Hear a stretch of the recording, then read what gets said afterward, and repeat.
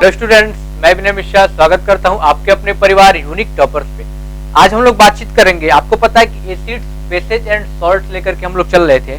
तो आज हम लोग कहें कि एसिड्स बेस हम लोगों ने कंप्लीट कर दिया है। फिजिकल प्रॉपर्टी की बात कर लो या फिर केमिकल प्रॉपर्टी की बात कर लो, हम लोग डायरेक्टली बातचीत करेंगे। अब जो बचा हुआ पार्ट है हमारा, दैट इज सॉल्ट।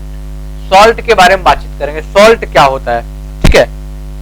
बेसिकली कई सारे डेफिनेशन है सॉल्ट को डिफाइन करने के लिए, बट मैं आपको एक दो चीजें बताऊंगा आपको, ठीक है।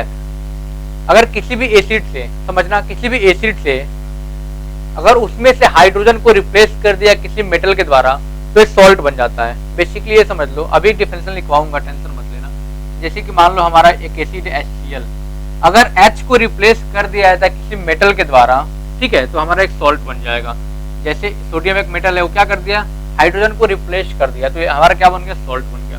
ये वाला भी डेफिनेशन है। हम लोग स्टैंडर्ड डेफिनेशन की बातचीत करेंगे, ठीक है। हम लोग स्टैंडर्ड डेफिनेशन की बातचीत करेंगे, ठीक है। जैसा मैंने आपको बताया कि जब एसिड और बेस रिएक्ट करते हैं तो क्या बनाते हैं, सॉल्ट और वाटर बनाते हैं, ठीक है। जब एसिड और बेस रिएक्ट करते हैं तो क्या बनाते हैं, पिछले वीडियो में मैंने बताया था, सॉल्ट और वाटर बनाते हैं। वही सॉल्ट हमारा क्या है तो सॉल्ट, ठीक है। लिख सकते हैं हम लोग, salts are formed, salts are formed by acid react with base. Acids react with base, ठीक है। समझ में आ रहा। जब एसिड रिएक्ट करेगा बेस के साथ तो क्या बनेगा, सॉल्ट बनेगा। It means salt form by, it means salt formed by neutralization reaction. आ रहा है समझ में, न्यूट्रलाइजेशन रिएक्शन, यानी कि जब एसिड बेस के साथ रिएक्शन करता है तो सॉल्ट एंड वाटर बनाता है, और उसी रिएक्शन को हम लोग क्या बोलते हैं, न्यूट्रलाइजेशन रिएक्शन। यानी हम कह सकते हैं सॉल्ट कैसे बनेगा बेटा हमारा, बाई न्यूट्रलाइजेशन रिएक्शन। देख लो, अरे भाई अब हमने बताया था आपको कि जब एसिड रिएक्ट करेगा बेस के साथ तो क्या बनाएगा, सॉल्ट प्लस वाटर बनाएगा।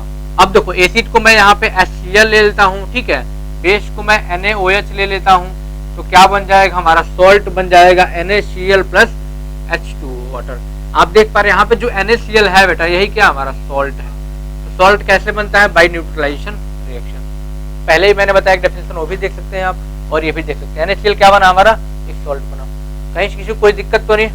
अब देखो, जो सॉल्ट होगा ना वो भी तीन प्रकार का होगा। एसिडिक सॉल्ट भी हो सकता है, बेसिक सॉल्ट भी, और न्यूट्रल सॉल्ट भी हो सकता है। जिसके बारे में जानना बड़ा जरूरी है, ठीक है। बहुत बेसिक से बताऊंगा, टेंशन मत लेना। सबसे पहले हम लोग बातचीत कर लेते हैं एसिडिक सॉल्ट के बारे में। एसिडिक सॉल्ट क्या होते हैं भाई, क्योंकि मैंने बताया आपको कि सॉल्ट कितने होंगे, एसिडिक होंगे, बेसिक होंगे और न्यूट्रल होंगे, ठीक है। एसिडिक सॉल्ट कब बनेगा, जब स्ट्रॉन्ग एसिड वीक बेस के साथ रिएक्शन करेगा। क्या, जब स्ट्रॉन्ग एसिड वीक बेस के साथ रिएक्शन करेगा तो क्या बन जाएगा, एसिडिक सॉल्ट बनेगा और वाटर बनेगा। एसिडिक सॉल्ट प्लस वाटर बनेगा। ये चीज आप लोग ध्यान रखना। एसिडिक सॉल्ट कब बनेगा, जब स्ट्रॉन्ग एसिड वीक बेस के साथ रिएक्शन करेगा तो एसिडिक सॉल्ट बनेगा, और वाटर तो हमारा बनेगा, ठीक है। एसिड में, स्ट्रॉन्ग एसिड में HCl को लेता हूं, वीक बेस में MgOH का होल ट्वाइस मैग्नीशियम हाइड्रोक्साइड लेता हूं। तब यहाँ पे जो सॉल्ट बनेगा ना, जो यहाँ पे सॉल्ट बनेगा वही हमारा क्या होगा, एसिडिक सॉल्ट होगा। जैसे MgCl2 प्लस H2O। ये क्या बना, जो सॉल्ट हमारा बना यहाँ पे MgCl2, ये कौन सा सॉल्ट होगा, ये हमारा एसिडिक सॉल्ट होगा। ये कैसा सॉल्ट होगा हमारा, ये सॉल्ट होगा हमारा एसिडिक सॉल्ट। क्लियर हुआ। अब लोग बातचीत करेंगे बेसिक सॉल्ट के बारे में। एसिडिक सॉल्ट में किसी कोई दिक्कत नहीं, हम लोग बातचीत करेंगे बेसिक सॉल्ट के बारे में। तो इसका उल्टा कर दो, यानी कि वीक एसिड होगा और स्ट्रॉन्ग बेस होगा, यानी कि बेसिक सॉल्ट कैसे बनेगा ये भी देख लो। इसका अपोजिट, यानी कि वीक एसिड होगा, weak acid react with strong base, यानी जो चीज स्ट्रॉन्ग होगा वही सॉल्ट बनेगा। यहाँ पे ये चीज समझ में आ रही है, ठीक है। Strong base. तो क्या बन जाएगा हमारे यहाँ पे बेसिक सॉल्ट बनेगा, basic salt plus H2O। Clear हुआ। वीक एसिड, वीक एसिड हम लोग H2CO3 को ले लेते हैं। वीक एसिड किसको लेते हैं? H2CO3 आपको पता है वीक एसिड है, ऑलरेडी मैंने बताया है। स्ट्रॉन्ग बेस में हम NaOH को लेते हैं क्योंकि NaOH सबसे स्ट्रॉन्ग एसिड है। अभी देखो तो इसकी pH भी 14 होती है। ओके, अब जो सॉल्ट बनेगा, अब जो यहाँ पे सॉल्ट बनेगा, ठीक है, वो क्या होगा? आपका बेसिक सॉल्ट होगा, sodium carbonate plus H2O, Na2CO3 plus H2O। ये जो सॉल्ट बना कैसा है बेटा हमारा? ये बेसिक सॉल्ट है। आ रही चीज समझ में? हम लोग बातचीत करेंगे न्यूट्रल सॉल्ट के बारे में, ठीक है। न्यूट्रल सॉल्ट कैसे बनेगा? चलो इसको मैं रफ करता हूं, आप लोग देख लेना, ठीक है। स्क्रीनशॉट लेना चाहो तो स्क्रीनशॉट ले सकते हो, अदरवाइज क्या कर सकते हो? फोटो खींच लो दिमाग में और कॉपी में छाप लो। छापने में एकदम आगे रहो, छापने में एकदम आगे रहो, क्योंकि एक बार नोट्स बना लोगे आप तो हमेशा के लिए छुट्टी हो जाएगा। बार बार वीडियो आपको देखना नहीं पड़ेगा। 1.5 GB का जो डेटा बचेगा उसमें जो भी चलाना हो चलाते रहो अपना, है कि नहीं? तो एक बार नोट कर लो बस। चलो अब बातचीत कर ले हम लोग न्यूट्रल सॉल्ट की। न्यूट्रल सॉल्ट कैसे बनता है?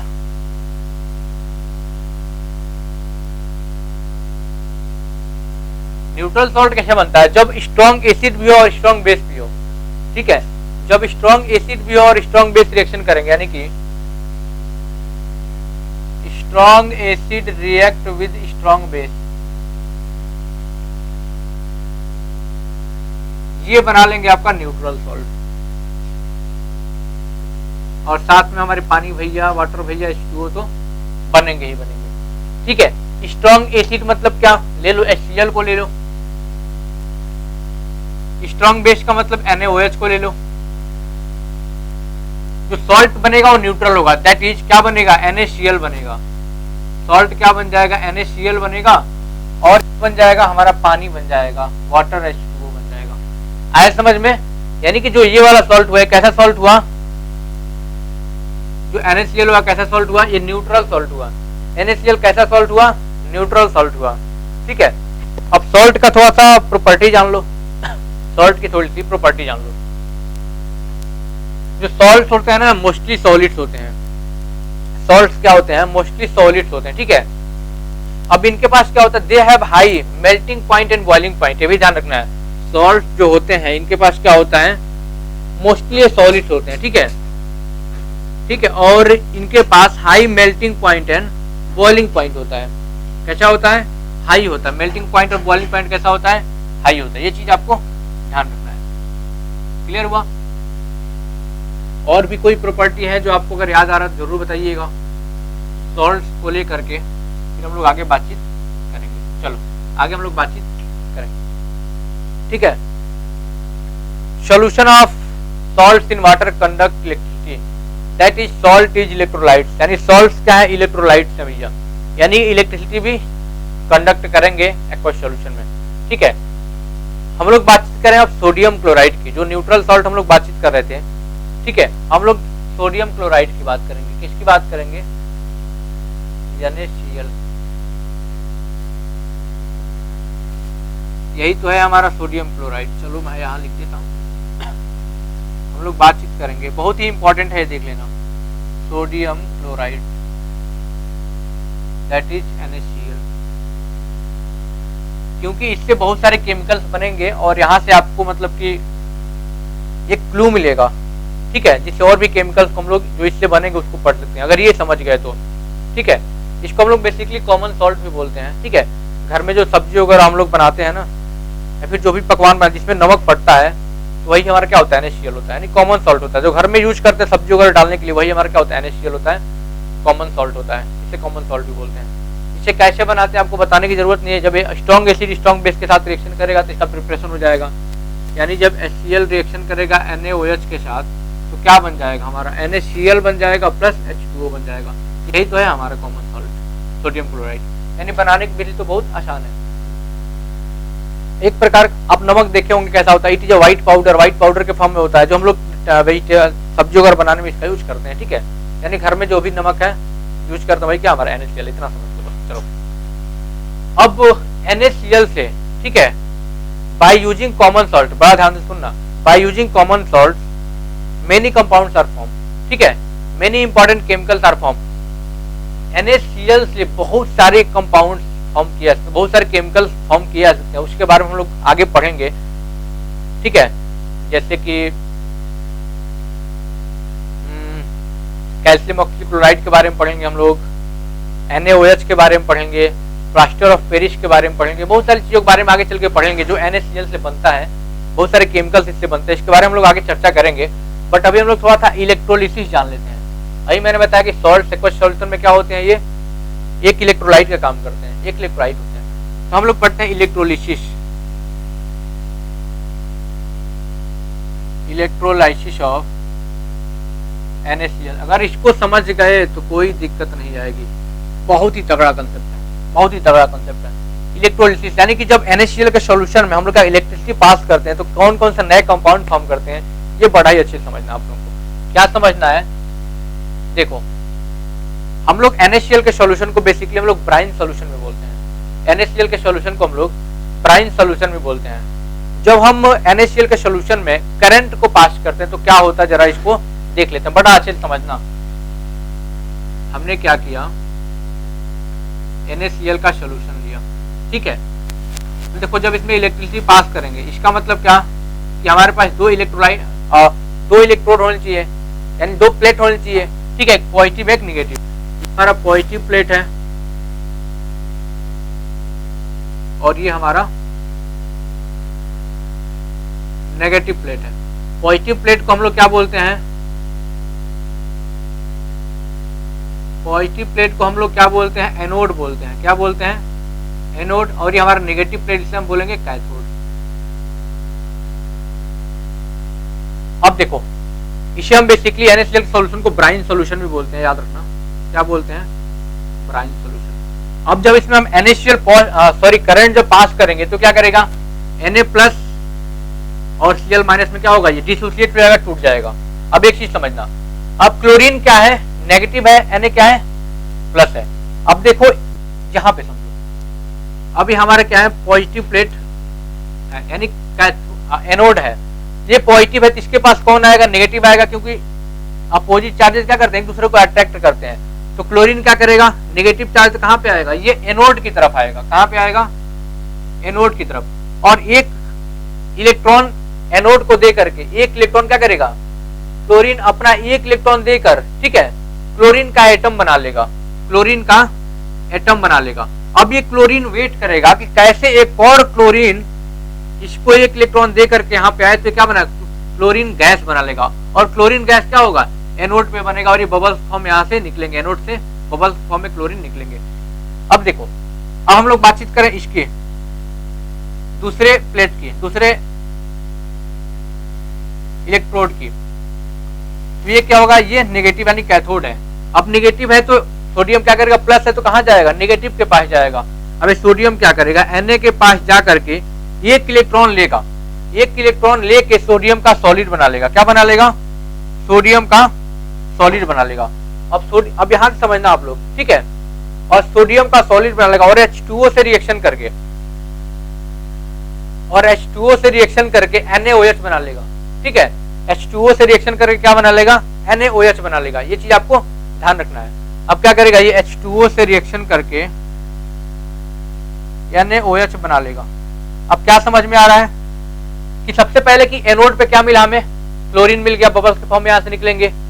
अब कैथोड के पास क्या मिल गया, हमें NaOH मिल गया। आप देख पा रहे हैं सिर्फ इसके इलेक्ट्रोलिसिस से कितने सारे कंपाउंड मिल गए। सबसे पहले तो क्लोरीन हमें मिल गया, ठीक है, एनोड पे। हाइड्रोजन मिल गया, देखो यहाँ पे कैथोड पे, ठीक है। अब NaOH और NaOH कहां मिल गया, कैथोड के पास में हमें NaOH का सॉल्यूशन मिल गया, NaOH हमें मिल गया। यहां से क्या चीज समझ में आ रही है, सिर्फ इलेक्ट्रोलिसिस ऑफ NaCl से हमें कई सारे केमिकल कंपाउंड मिल गए। क्लोरीन मिल गया हमें, H2 मिल गया और NaOH मिल गया। ये चीजें समझ में आ रही है आपको, कहीं कोई दिक्कत तो नहीं आ रही है, ठीक है। हम लोग ये देख पा रहे तीन यूजफुल प्रोडक्ट्स में मिल गया, क्लोरीन मिल गया, हाइड्रोजन मिल गया और NaOH मिल गया। आपके एग्जाम में यहाँ से इसके प्रॉपर्टी के बारे में क्वेश्चन पूछा जाता है।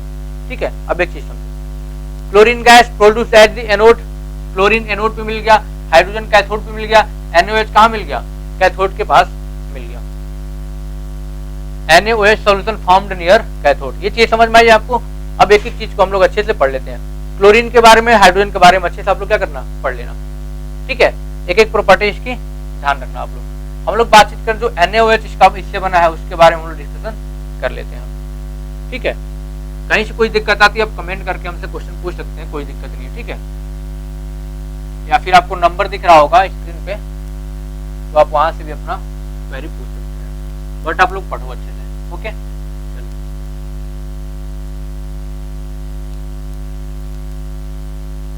हम लोग बातचीत कर लेंगे सोडियम हाइड्रोक्साइड के बारे में, NaOH के बारे में। ठीक है,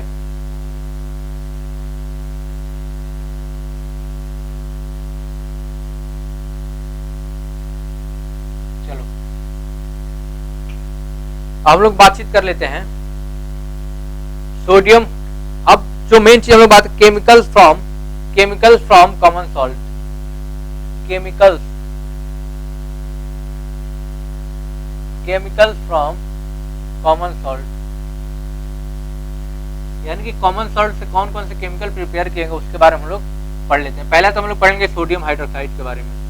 किसके बारे में, सोडियम हाइड्रोक्साइड के बारे में। NaOH के बारे में अभी देखा आप लोगों ने यहाँ पे, सोडियम हाइड्रोक्साइड।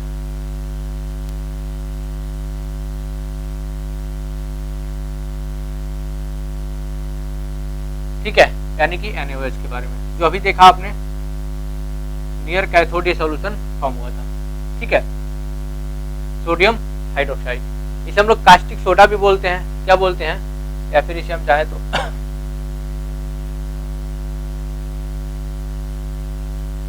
इसे हम कास्टिक सोडा भी कहते हैं। इसका प्रिपरेशन मेथड में किसी कोई दिक्कत नहीं, अभी मैंने बताया कैसे बनता है ये। ठीक है, ये कैसे बनता है ये आपको पता है। हम लोग बातचीत कर लेते हैं, यानी कि when electricity pass through an aqueous solution of NaCl it decomposes to form NaOH, यानी कि जब एक्वस सॉल्यूशन में NaCl के एक्वस सॉल्यूशन में क्या करते हैं, जब इलेक्ट्रिसिटी पास करते हैं तो ये डिकम्पोज होकर के NaOH बनता है। ठीक है, जैसे कि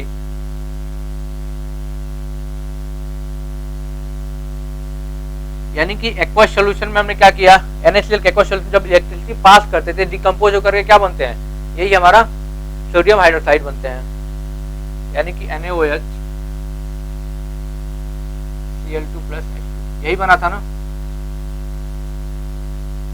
चाहो तो बैलेंस कर सकते हो इसको, 2 क्लोरीन यहाँ पे एक है तो 2 से मल्टीप्लाई कर दो, 2 Na हो गया, फिर 2 यहाँ से मल्टीप्लाई कर दो। ठीक है, यहाँ से बैलेंस भी कर सकते हो आप, कोई दिक्कत नहीं है। यहाँ भी 2 से मल्टीप्लाई करना पड़ेगा। चलो अभी बैलेंस हो गया। ठीक है, अब मेनली इसका यूज देखते हैं, क्योंकि आपके एग्जाम में इसका यूज पूछा जाता है कि यूजेज कहाँ कहाँ पर है। ठीक है, इसका यूज पूछा जाता है ज्यादा से ज्यादा। इसका मेन यूज जो होता है, it is used to make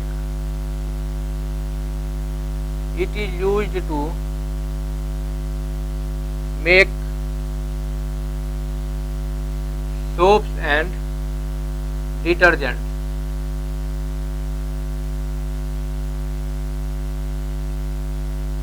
इसका यूज कहां पर किया जाता है, जब सोप्स एंड डिटर्जेंट में पढ़ाऊंगा आपको, कार्बोनिल कंपाउंड का जो लास्ट पार्ट होता है। ठीक है, उसमें ये चीज आपको समझ में आ जाएगी कैसे यूज करते हैं इसका सोप्स एंड डिटर्जेंट। ठीक है, यानी कि इसका यूज कहाँ करते हैं, सोप्स एंड डिटर्जेंट्स को बनाने में। ठीक है, it is use in paper manufacturing, paper बनाने में इसका use, it is use in paper manufacturing, क्योंकि यूजेज बहुत इंपॉर्टेंट है। देखो आपके एग्जाम में क्वेश्चन कैसे पूछा जाएगा, कहेगा सोडियम हाइड्रोक्साइड के बारे में बताओ, बारे में क्या बताना है, इसका कैसे प्रिपरेशन करते हैं, इसका यूज क्या है, पूरा आप बता देंगे तो पूरे नंबर आपको मिल जाएंगे। ये चीज आपको बहुत अच्छे से ध्यान रखना है। ऑयल रिफाइनिंग में यूज किया जाता है, PVC मैन्युफैक्चरिंग में यूज किया जाता है, it is used in PVC manufacturing, it is used in oil refining,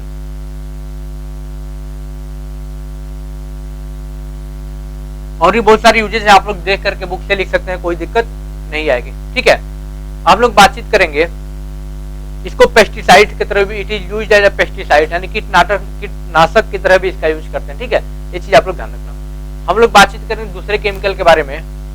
ठीक है, ब्लीचिंग पाउडर, कैल्शियम ऑक्सीक्लोराइड के बारे में। ठीक है, ब्लीचिंग पाउडर के बारे में बातचीत करेंगे। अब बातचीत करते हैं हम लोग ब्लीचिंग पाउडर के बारे में।